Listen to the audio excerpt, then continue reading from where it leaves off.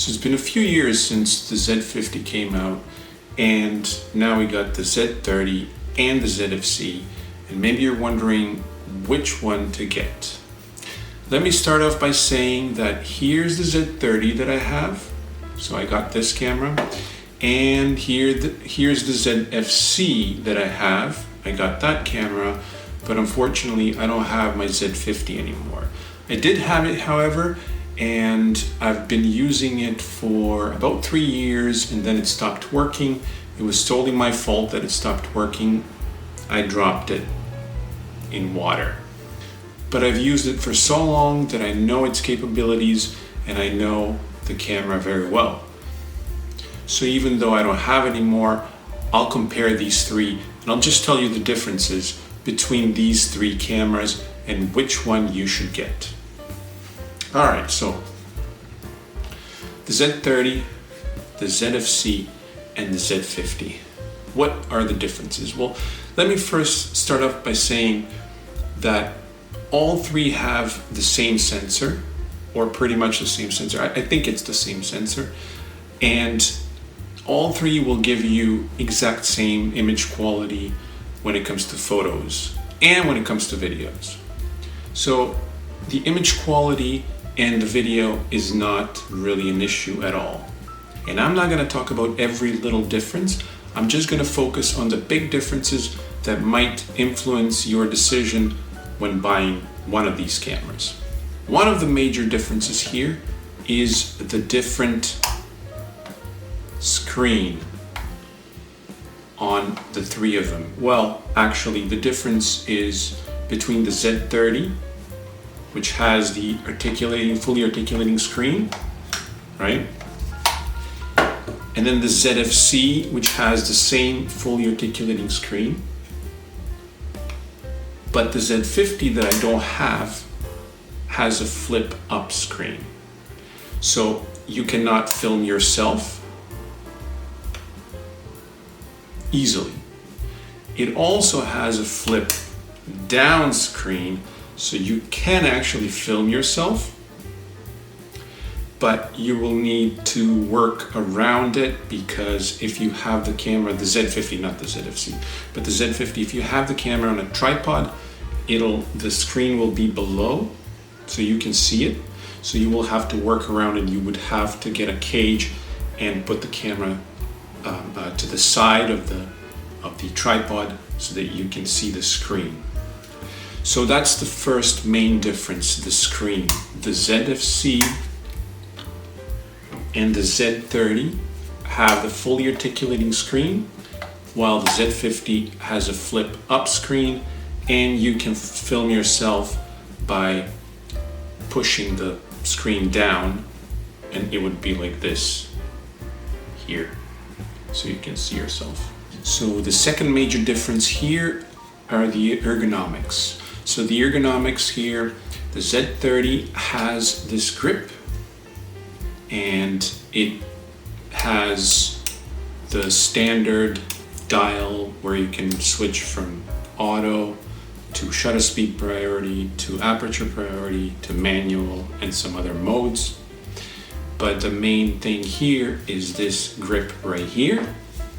The Z50 has the same grip, and they both actually feel very good in your hand.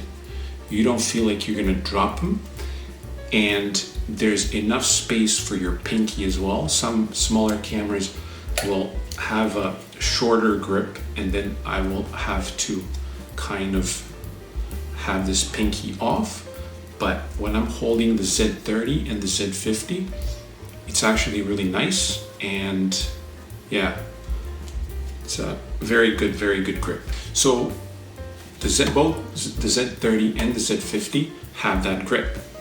Now the ZFC doesn't have a grip, and the ZFC has this ISO dial here, this shutter speed dial here, and the exposure compensation here.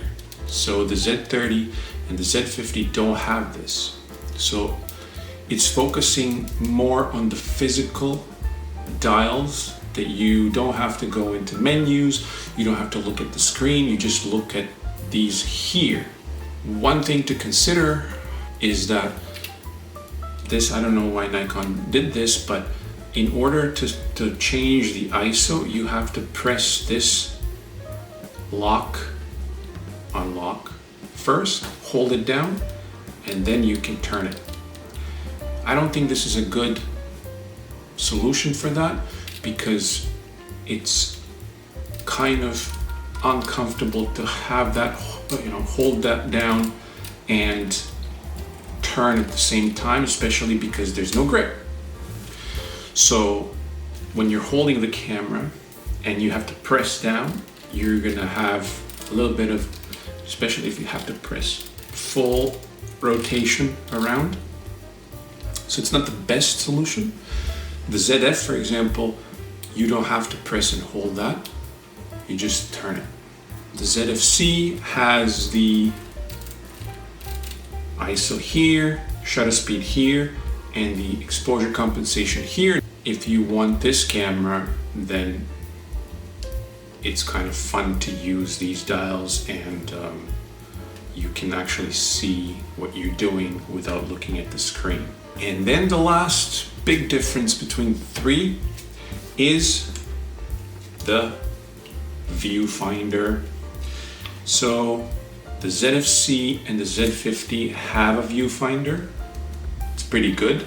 It's not spectacular, but the viewfinder is pretty good if you need a viewfinder. However, the Z30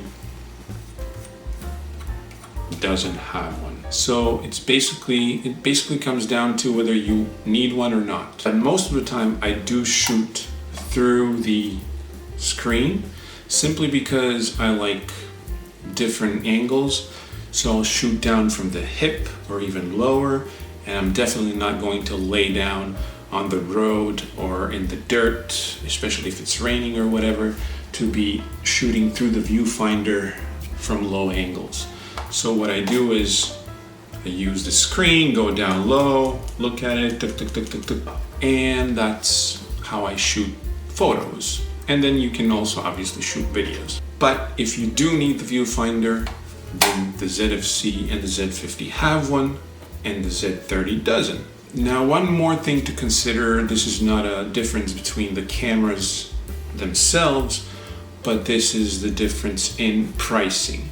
So the most expensive right now, at least in Canada, and I think in the rest of the world as well, at least most of the world, is the ZFC. So the ZFC is the most expensive one. The second expensive one, I believe right now, is the Z50. And then the cheapest one is the Z30.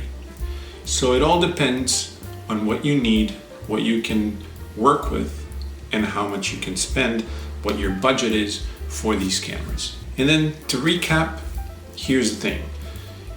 All three of these cameras, I have two, I don't have the last one, the Z50, but all three of these cameras have the exact same image quality, even if there's tiny differences in the, if they tweaked the sensor slightly and gave it a little bit of this, a little bit of that, who cares? You're gonna shoot in RAW. If it comes to photography and for video, you're gonna shoot 4K, whatever, 1080p, whatever, and it's going to be pretty good.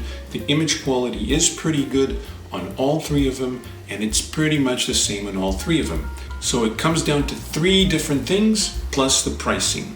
How are you going to choose which one to buy? Well, do you need a fully articulating screen? Yes, no. If yes, one of these two. If it's one of these two, do you need a viewfinder? Yes, no. If it's yes, pick this one. If it's no, then do you need a grip? If it's yes, pick this one. If it's no, pick this one. Do you need a fully articulating screen? No. Do you need a viewfinder? Yes. Pick the Z50. How much can you afford? Can you afford a little bit more? And you need a viewfinder and a fully articulating screen, and you like the style, then pick the ZFC. If you can afford a little bit more, and you don't need a viewfinder, but you do need a fully articulating screen, pick the Z30. Do you do more photos or more videos? Do you like to do this way more, then you can't have this camera. If you like to do this way more, then you can pick this camera, and this one is the cheapest one of the three, so you can choose this one if you shoot like this much more often than like this. And that's it. That's the summary of those three cameras, and I'll see you in the next video.